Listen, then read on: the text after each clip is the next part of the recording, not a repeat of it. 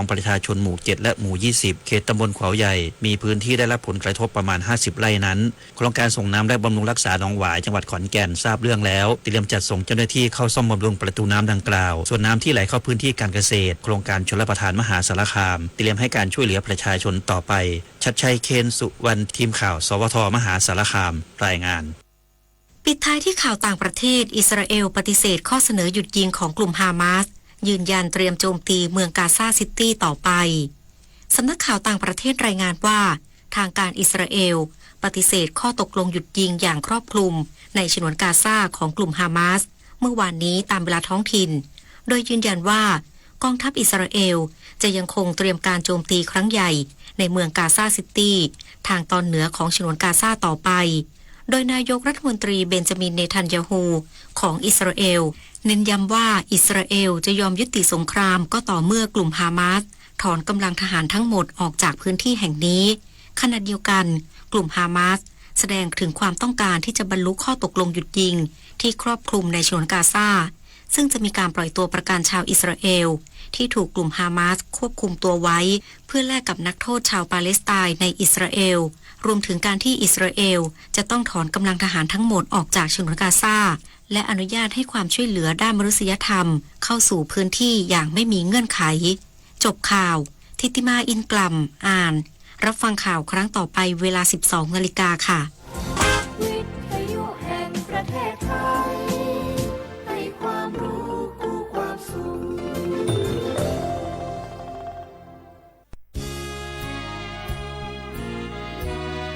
พระบารมีปกเกล้าเพื่อปวงชนชาวไทยจากพระราชกรณียกิจนานับประการที่พระบาทสมเด็จพระเจ้าอยู่หัวและพระบรมวงศานุวงศ์ทรงทุ่มเทพระวรกายทรงงานอย่างไม่เหน็ดเหนื่อยเพื่อประโยชน์สุขของประสบนิกรจากโครงการหลวงสู่การพัฒนาแหล่งน้ำส่งเสริมการศึกษาและด้านสาธารณสุขที่มุ่งเน้นการพึ่งพาตนเองและการพัฒนาอย่างยั่งยืนทุกย่างพระบาทคือการทรงงานทุกพระราชดำริคือพลังแห่งการพัฒนาเพราะประชาชนคือหัวใจของแผ่นดินร่วมเสริมสร้างความรักในสถาบันหลักของชาติโดยสำนักงานประชาสัมพันธ์ที่ 3 กรมประชาสัมพันธ์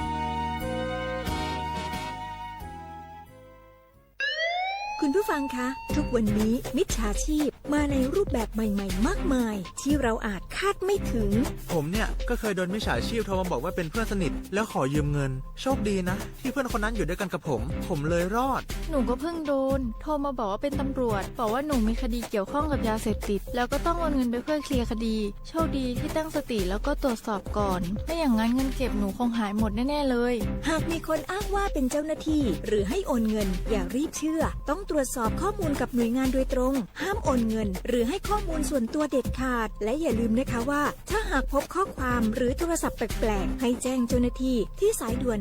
191หรือ1599เพื่อช่วยกันป้องกันและหยุดยั้งมิจฉาชีพค่ะร่วมด้วยช่วยกันเฝ้าระวังภัยรู้ทันมิจฉาชีพเพื่อความปลอดภัยของทุกคนด้วยความปรารถนาดีจากสำนักงานประชาสัมพันธ์ที่ 3 กรมประชาสัมพันธ์ฝนตกหนักน้ำท่วม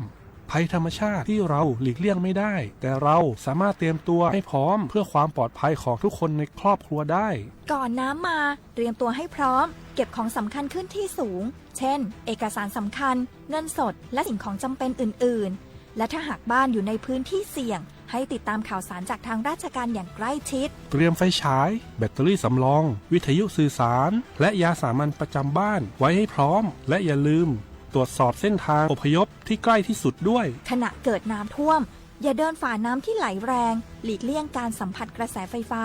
และหากต้องอพยพให้ปฏิบัติตามคำแนะนำของเจ้าหน้าที่อย่างเคร่งครัดเมื่อภัยผ่านพ้นตรวจสอบความเสียหายของบ้านและทำความสะอาดเพื่อป้องกันโรคที่มากับน้ำท่วมเตรียมตัวให้พร้อมก่อนภัยมาถึงเราจึงจะปลอดภัยด้วยความปรารถนาดีจากสำนักงานประชาสัมพันธ์ที่ 3 กรมประชาสัมพันธ์กู้ภัยโทรมาบอกว่าป่อน้องรถแฉลบน้องบ่คิดบ่ฝันเลยว่าวันนั้นจะเป็นวันสุดท้าย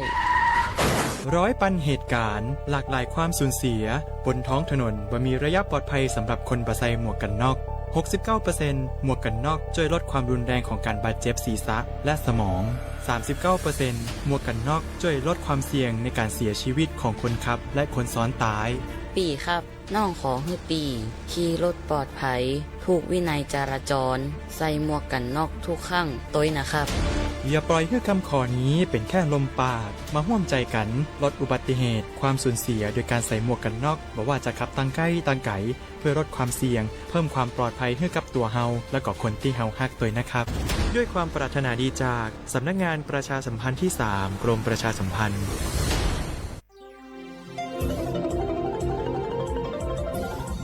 วิทยุแห่งประเทศไทยให้ความรู้คู่ความสุขสถานีวิทยุกระจายเสียงแห่งประเทศไทยจังหวัดเชียงใหม่ AM 1476 กิโลเฮิรตซ์สถานีวิทยุภาคภาษาชาติพันธุ์แห่งเดียวในประเทศไทยที่มีความทันสมัยเชื่อถือได้สร้างอัตลักษณ์กลุ่มชาติพันธุ์สู่สากล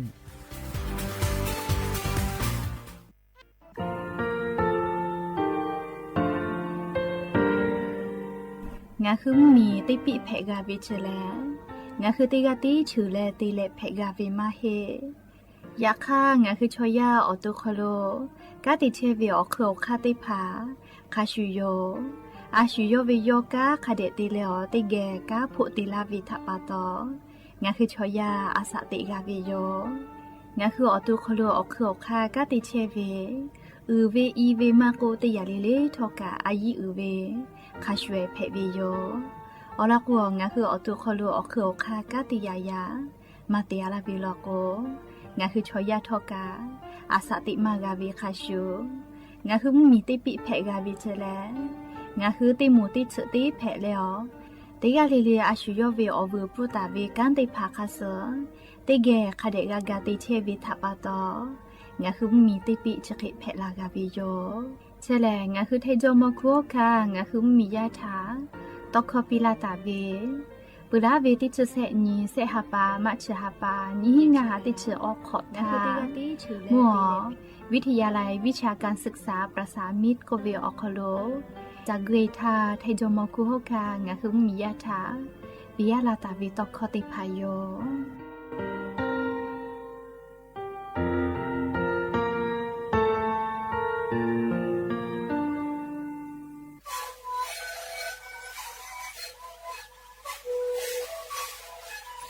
นี่คือหนังสือยาแก้เชื้อเวออกข้อแสดงและบุคคลก็คือออตีจังหวัดที่ไหนนาบาเต็งที่โอหาสุดขอตัวเฮเล่นเล่นหลอกเอาพ่อเอายาแก้เชื้อได้มาเลยดูแลได้ชิ้นมาเลยแล้วเกิดเวเอายาที่มาเคยแต่แล้วก็มาชอบพยายเล่นเล่นและหูคอก็เชื้อเวและงานและหูคอก็คือสมองมาพอดูในวิดีโอ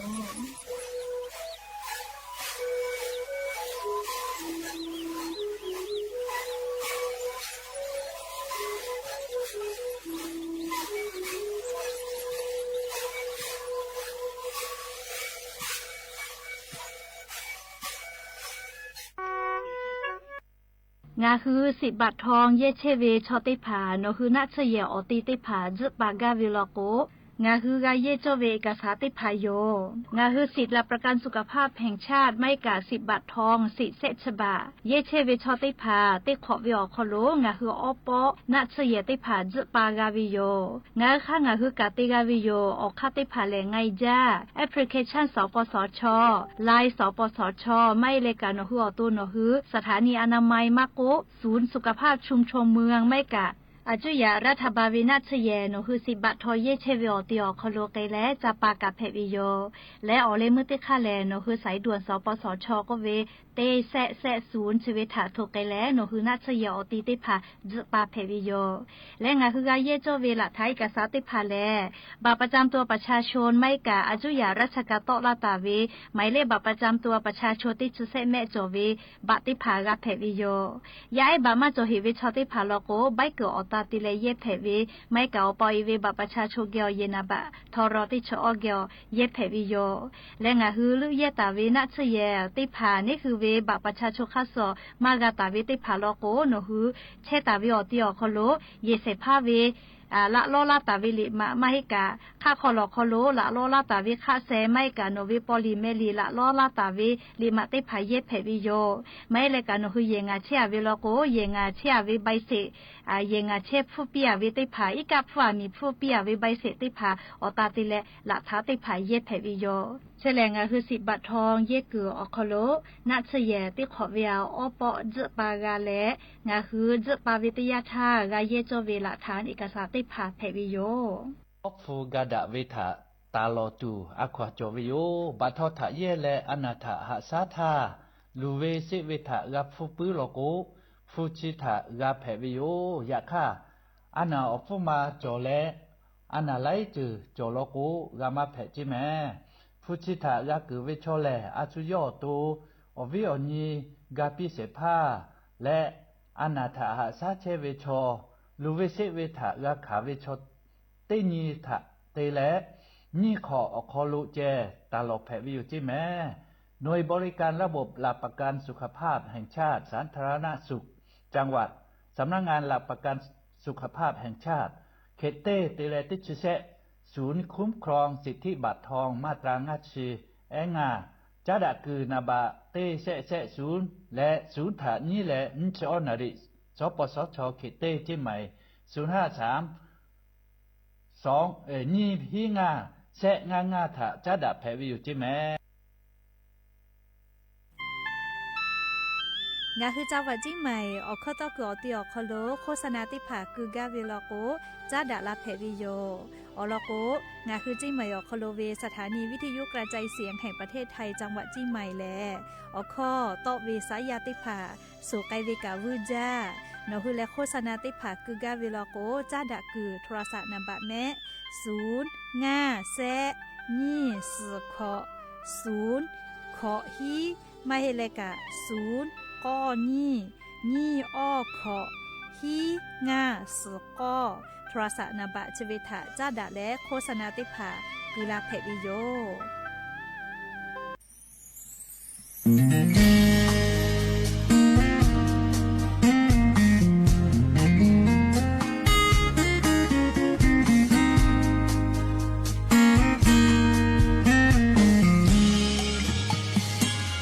บงโลเวเคเพ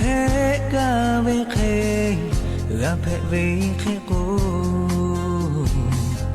โลเลงาฮาเวมาเปิดสกาโนฮาเพบอเวธรรมชีฮาเวบิชิเทเลจบจบชาเต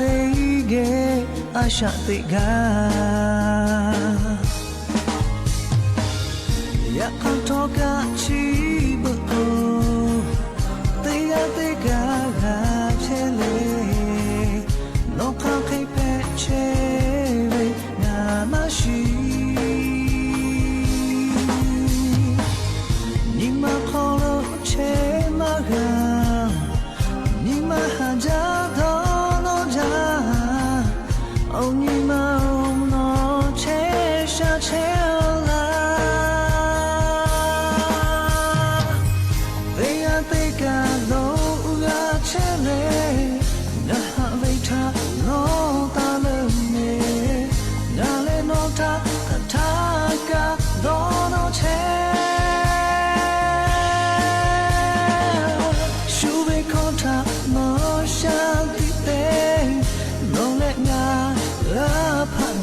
ลาไม่ดีเช่นของลมหาดายาลีน้องไม่งานยา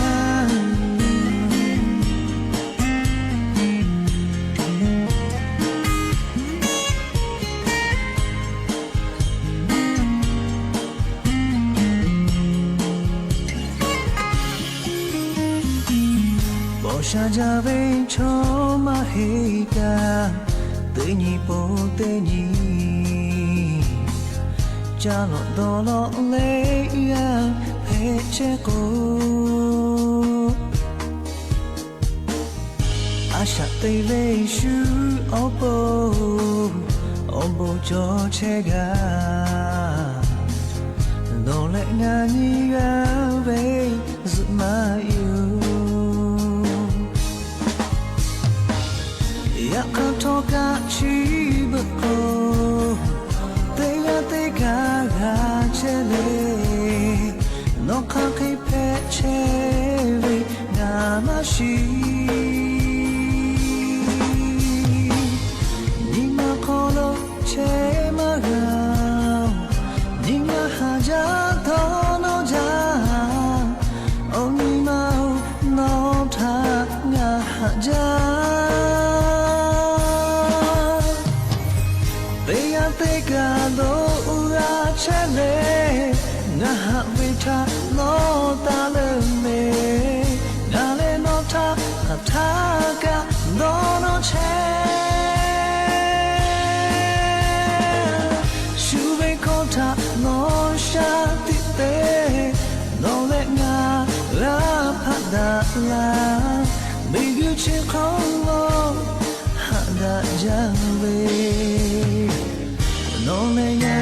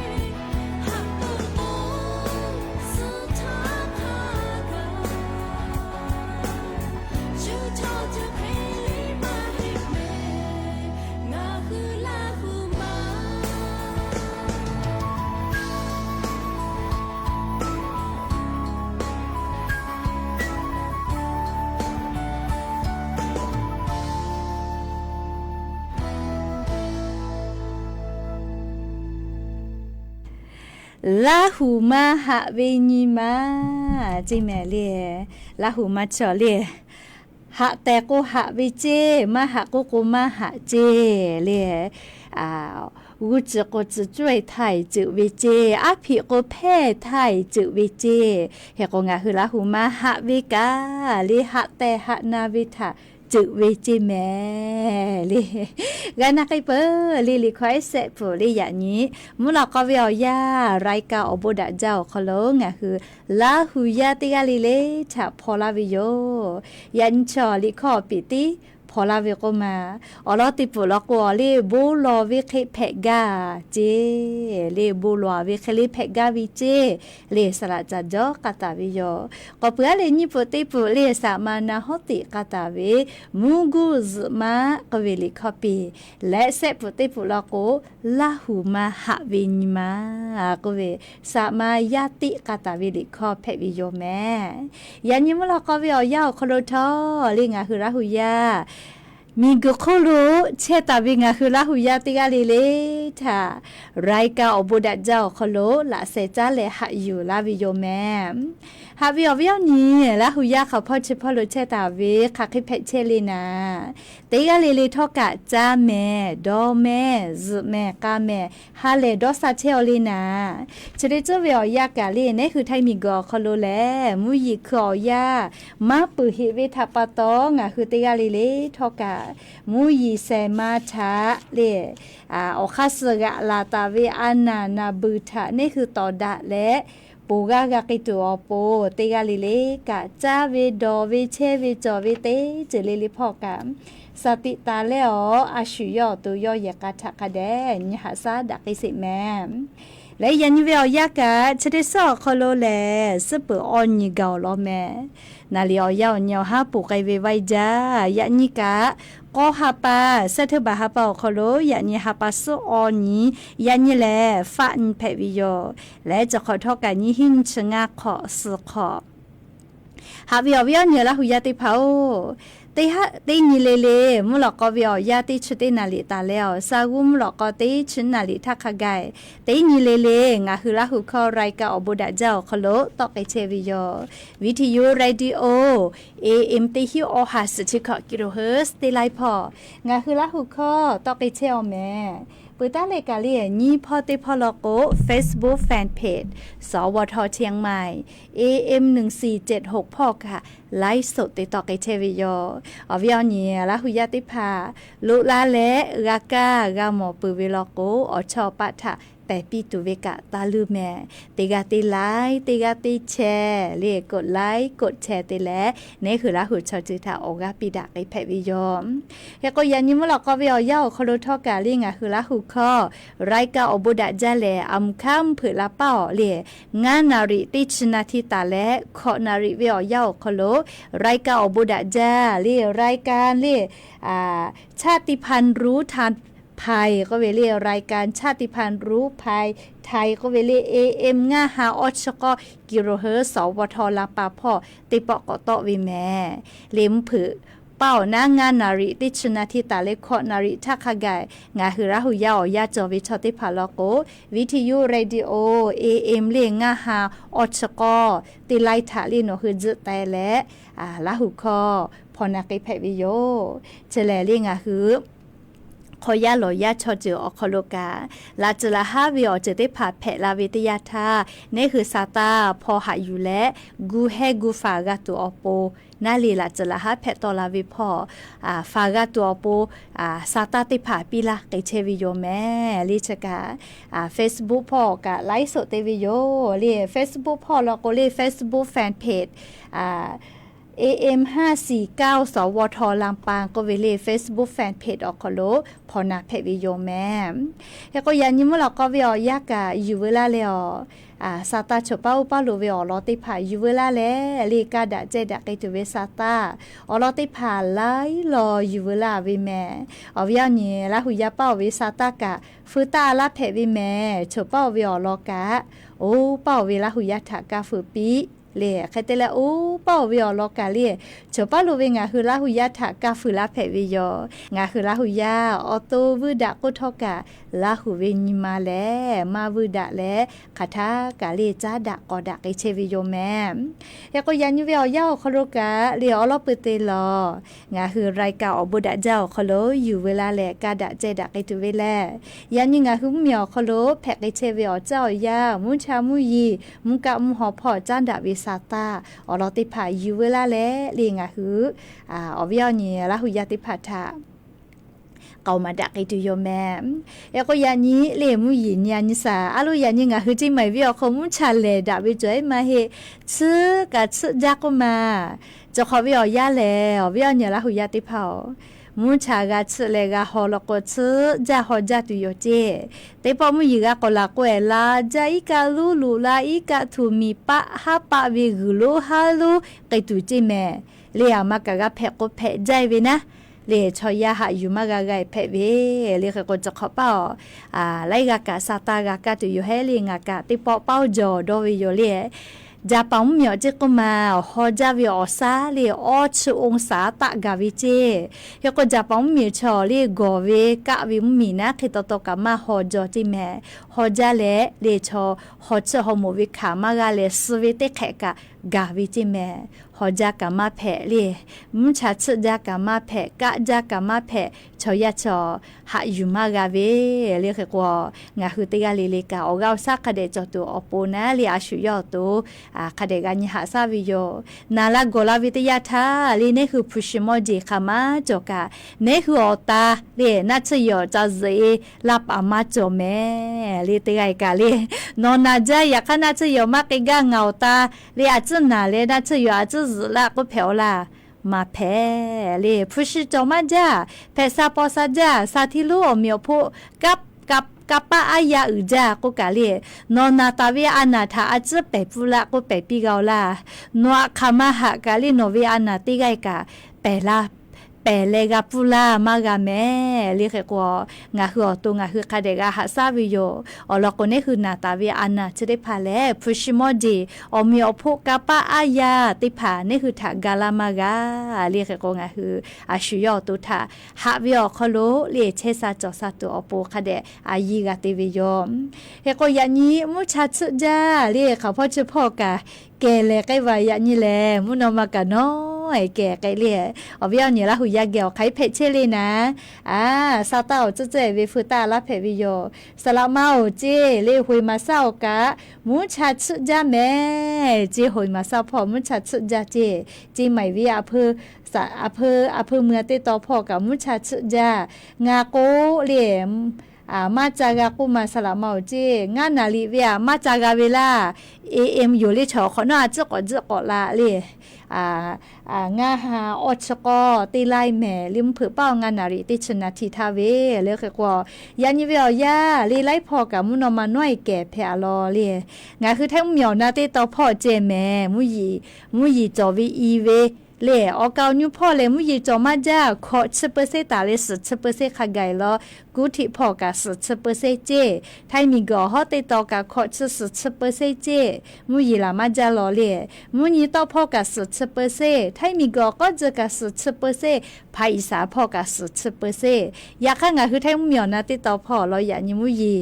มาจอมาเวเลมุนอมาน้อยแก่เตเลมุชาเลดะจาเวเตฮาเวียออ10%เจติจอตาวิเจยันนี่ก็คือไทยเหมียวนะติต่อพ่อออ10%วิชกะเลไทยมีอนาติต่ออนาพ่อมาหิเจอยากให้ไทยเหมียวนะติต่ออฮอพ่อเลมูจังหวัดตากเลกำแพงเพชรพิจิตรพิษณุโลกและเพชรบูรณ์พ่อเจมุยออ10%จัววินะอยากค่ะเมฮอซอจีใหม่ลำพูลำปาจีให้10%คโลมาแกยานิมุชาสุจาเจลีเจให้พอกะจิมายกะมุชาเลดะเลมุชาสุจาแม่เลขกว่ายานิเวียยาเลมุนอมาน้อยแกเตเลมุชาเลดะจาแม่อาปูเวกาชฮูกาเวมาโกเลอาบูผัดแต่ตะฮูกาเวชอลอกเลยยันยฮัตแม่เลียวลอกยันนิเวียยามุชาเลดะจาเลยานิตาเลเลฮาปัสขอนี่ขะไก่นะงาคือแท้เหมียวนะติต่อพ่อมุชาเลดักไอตัวนะมุยอาจจะย่อยเวเลอย่างนี้ฮาปัสอนตาเลขอนี่ขะไก่อยากฮาปัสสุนตาเลก้อนนี่ละก็แลมุยติปื้อกอลุลาตุโยเจงาคือแท้เหมียวนะติต่อพ่อกะเลมุยติปื้อกอลุลาตุโยเจแค่กว่า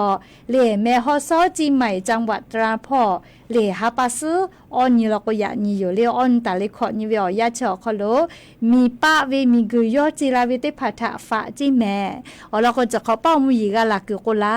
จาเลมีกุขอมีกุซาเลเนกะเจ้าเวก็มาเลมีปะจิลาเวเล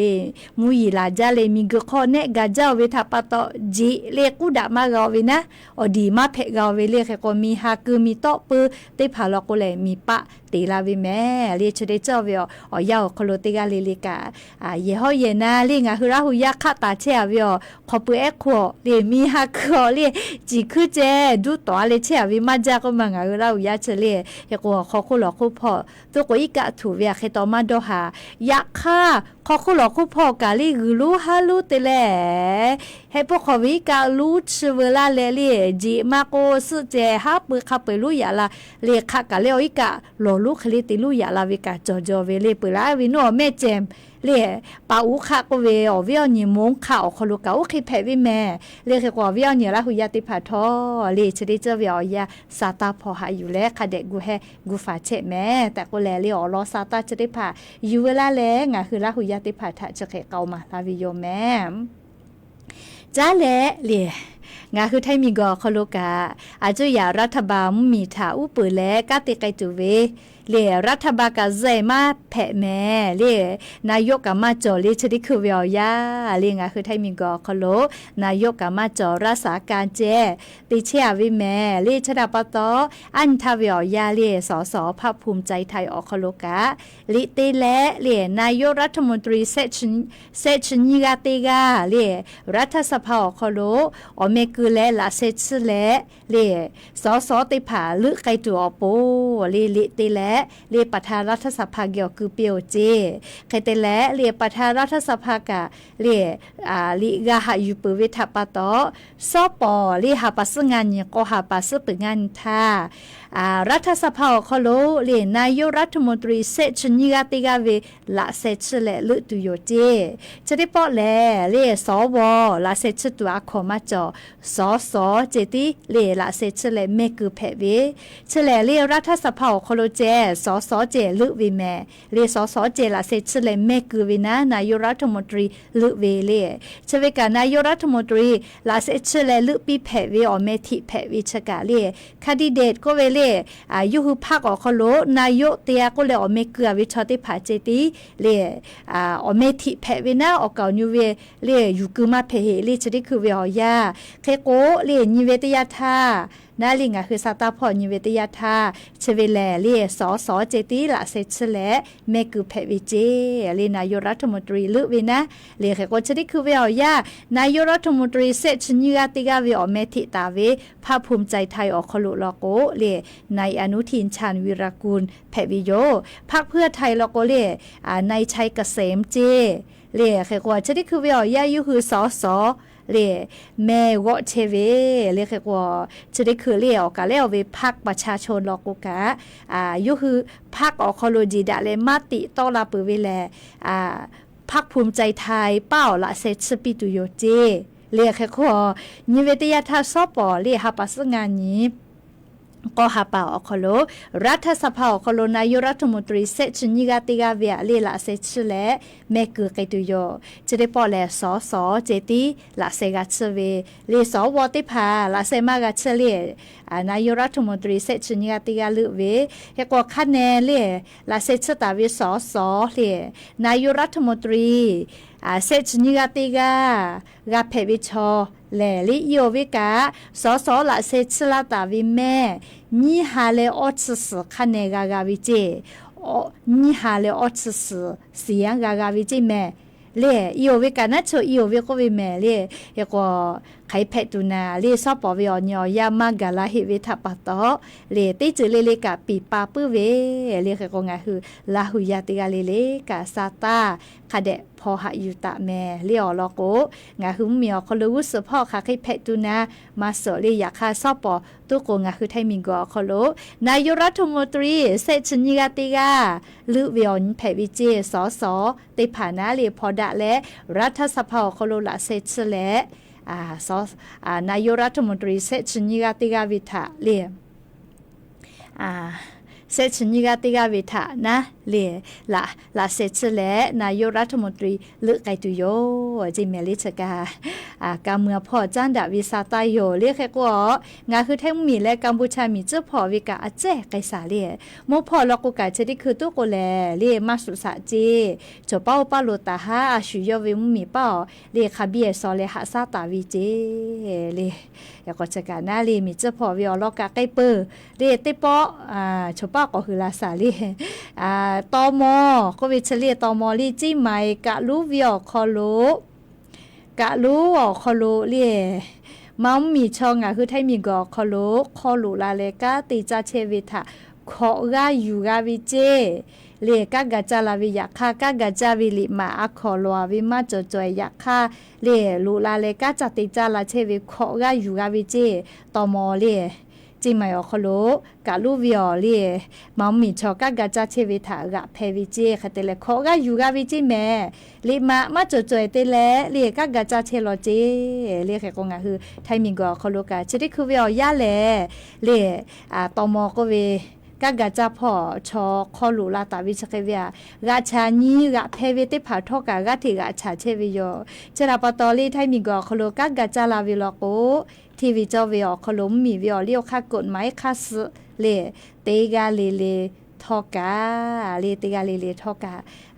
มีตอมมีจ้าดาตาเวกังกะจาเวลิมาอคอติภาคเดลอและลุละแม่แต่ก็แล้ววิอเนี่ยละหุยติภาทา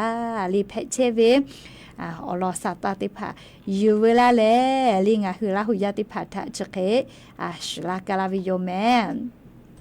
เฮกว่าก็ยังไกสาลียาเซลิข้อกะเซปูกันเนาะเลยสาตาติภานาหิแม่เฮกว่าวิญญาณละหุยติภา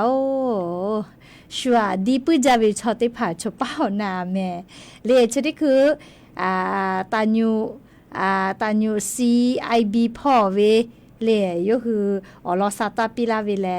เตชเตคอจิเมลิชัวดีเวลก็มีเวอเลียวค่ากฎหมายค่าซื้ออายีกะอยู่แพเวเลพูมาจอกก็ชัวตาดีแม่ติปอแลก็จะแม่เลตอคอเลยาตอตุเวมาดาวิตอคอชติภายอแลชัวดีมาเพเจชอกายโยก็เวเลอโลมาดาเวเลคำหยาบก็เวนะไทยคอลโกคำไม่สุภาพก็เวเลจะได้พายอเลชัวดีเวลโกอายิติแพวิเจเลมือกับมือแลทอคอกะแท้คือรอจอวิจิแม่เลทอคอเตฮาปาอยู่ฮอแลมือเวกะเตมือบะคาไกมือแพวิเจจะราปะตอฟุกุปิมาทุลโกเลชัวตาดีแม่ชัวดีเลมาดาวิตอคอซักคอเยเลเลดีเวลโกอายิเตแพวิเจเลทอคอกะเตฮาปาอยู่ฮอแลมือเวกะเตมือบะคาไกมือแพวิเจแม่ก็จ้าชัวดีปุจาวิชอติภาสติตะแม่เลอลโกดีเวมาดาวิตอคอเยเลชัวดีเวลโกอายิกะอยู่แพวิเจมือเวอฟุกะแห่ลอแม่เลติมือบะคาไกมือแพวิเจคาเตเลทอคอกะติฮาปาคาไกอยู่ฮอแพวิเจแม่เลชกะอยู่เวลาเลเลอเวอเนี่ยละหุยติภาทะสติปิลาวิโยเลชัวดีอาเตโกคาเดดอนิเสเลอลโกมกอคโลตอลาตาวิมฮอคอชออยู่ขอมากาแม่ตอลาปลูกก็อยู่ขอมากาวิทัปตอมาโยหิทักคเดดอนี้ยอปือลก็ตอคอชอนี่คือเวอเสพาเพวิก็มาโยเสทัชอเลียตอคอเลนี่คือตอคอวิอเสพาเพวินะอยากให้นี่คือมก็คอโลตอลาเวตอคอเลเลตอลาปือลก็เลตอคอวิเลนี่คือวิอเสพาก็เพกเวเลตอคอฮอกาเชวินะมาดาวิโยจอยลก็เลลิชูมือเวทอคอเพกุลาวิชัวยีเตลาโกนาเลว่าคิดที่เขทักกะแกกะขาลาโลแม่เลชราปตองะคือเตกาเลกะตอยอซายอวิอคอโลสติเตมาโยหิทักกะเดดอนี้ยอปือขอนอดอนี้เวลโกดอมิกะกะมามิลาแม่แต่ก็แลเลอวิอนี้ละหุยติภาทะอลอซาตาชดิภากาอยู่เวลาเลชะเกชิลากาลาวิโยแม่ยก็ชดิคือซื้ออยู่โรงพยาบาลสวนดอกลิงคือจังหวัดจิ้งใหม่อคโลเวซื้ออยู่โรงพยาบาลมหาราชนครจิ้งใหม่อคโลธนาคารเลือดก็เวลีสธนาคารอคโลชดิคือสมาลอเจหรือเลกาลูจาเวเลลิสกรุ๊ปโอจิแม่เลียงาคือราหุยติภาอาชุเตกาออกาซาดาเลเลียสติภาตากาวิโลโกเลียกาตาปีแม่เลชดิเกิดซื้ออยู่โรงพยาบาลสวนดอกอคโลเลสุดดอกพอนะสกาเยมาจาวิจิกุมาแล้วก็อุบัติเหตุแพเวชอลีกาผีและกาหาซาเลสกากูเวทัปตอชดิคือกรุ๊ปโอลิสเบวิเจลิมาจอจิแม่เรียกโกสกรุ๊ปโอจอวิชอติภาออกาซาดาเวลโกหะจาตาปีอามาเตเลโกโกเลสตาปีเวเลชอยาสะจาปีเวแพวิแม่เรียกโกบูกาจาเลโนคือพุตตาวิอาเกกะลิอบูกาจาเวเลสตาวิแม่ลิอลโกชอยาวิอาสะทะโกจาปีเวแพวิทัปโตลิอบูกามาจาลิอาสะจาปีเวแพวิทัปโตและเรียติลก็แกสาลีฮัลโหลสตากาปอตุกาจอมาเลนะเรียจุดคือเรียมหาวิทยาลัยจิ้มใหม่อคโลเรียมชคโลนาวิจัยชูจ้าเรียฉันยี่เต้ยี่แหล่นอกให้สอคโลสารติพายุโตลาเลเรียนัดซื้อชออาสากาลาโคเลตปะยามีมากว่าหาเรียยามีมาเชาะ อาจจะกุสาวิทัปตอนะไวทองก็วิเฉลี่ยงาคือยามีมาติผาอาสาออดเชงาของาเชขอเคกาลาโกยามีมาจอติฮาปาเลเลออลีลาเชเวก็มาสลาเชเวนาลิติฮาปาเลเลกาเฮกว่าอาสาออดเชงางาเชกาลาโกเลยามีมาติผาจออลีลาเวปุยวิโยออลีลาเวปุยาลาโกยามาปอปุยามาฟูปุแม่เลสปุยาลาโกยามาโจแม่ยาเลวเวเลยามีมายามาปอปุเลเฮกว่างาคือยามีมาไวทองลุยอาลาวิทยาท่าออตุคอโลเลฮอร์โมนก็เวลีปีปาวิเจ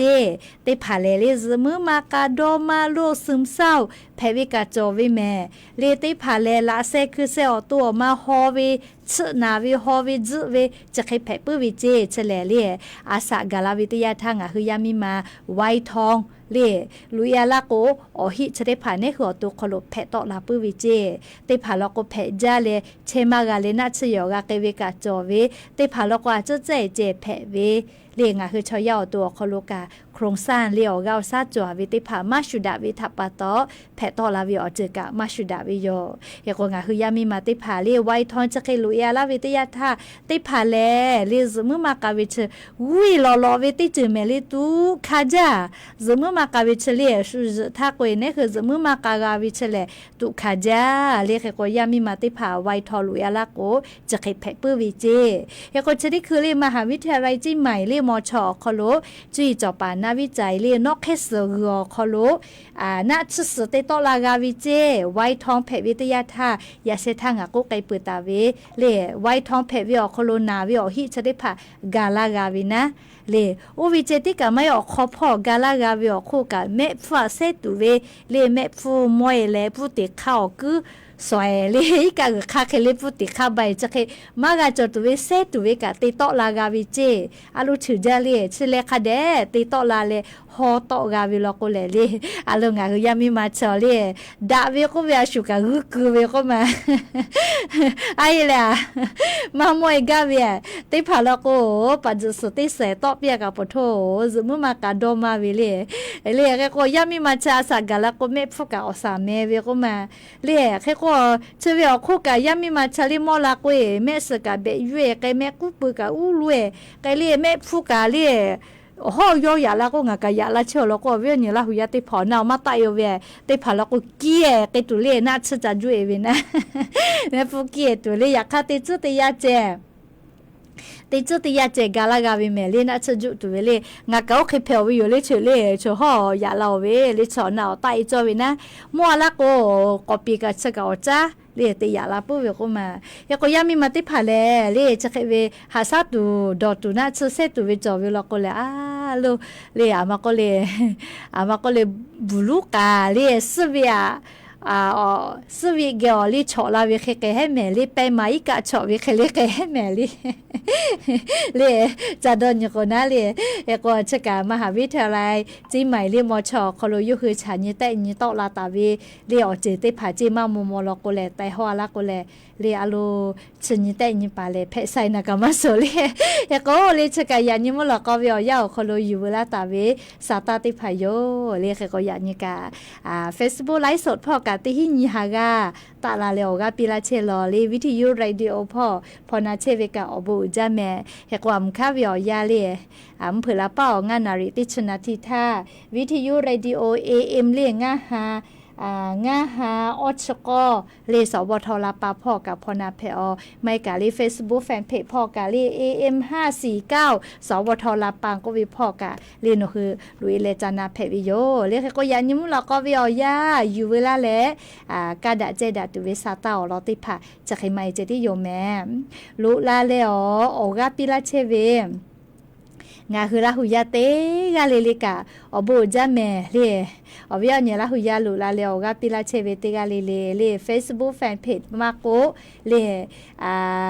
วิทยุเรดิโอพอมาโกนาเลค่ะพ่อนาเชกาอบูจาแม่เลติกาติไลติกาติเชโอกาปิลาเชเวเลติกาเลกาอบูจาเลจาแม่ดอแม่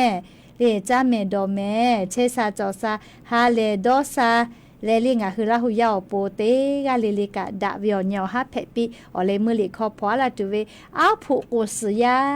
ก็เวลิติกาเลเลละหูทะคาเดหะแม่ละหูแผเวียวคอโลญิคัสแลเลละหูแผเวดะเวละหูชอจือตอคอชอลีวาลิทะคาเดหะซะเลยะนี้อบูจา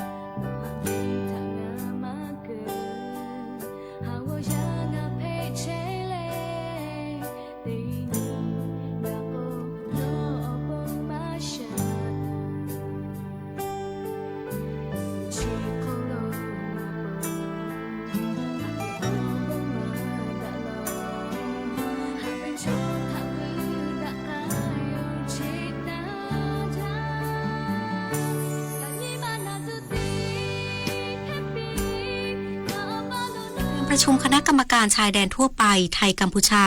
หรือ GBC สมัยวิสามัญครั้งที่ 2ที่จังหวัดเกาะกงประเทศกัมพูชาและจังหวัดตราดวันที่ 7-10